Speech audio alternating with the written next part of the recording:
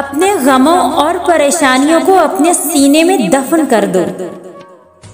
अगर इन्हें चेहरे पर सजाओगे तो कमजोर हो जाओगे। दुआओं का कोई रंग नहीं होता, दुआओं का कोई रंग नहीं होता, मगर जब दुआएं रंग लाती हैं तो जिंदगी में रंग भर जाते हैं। अपने जिस्म के वकार के लिए अपना सर ऊंचा रखें और अपनी जात के वकार के लिए अपनी नजरें और अपना लहजा नीचे रखें। कदर करनी है तो जिंदगी में करो, वरना मुर्दे के चेहरे से कफन उठाकर तो गैर भी रो पड़ते हैं।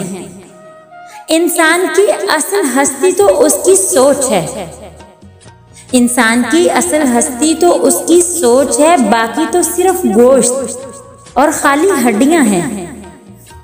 सब्र एक ऐसी सवारी है जो अपने सवार को कभी नहीं गिरने देती, ना किसी की नजरों में और ना ही किसी के कदमों में।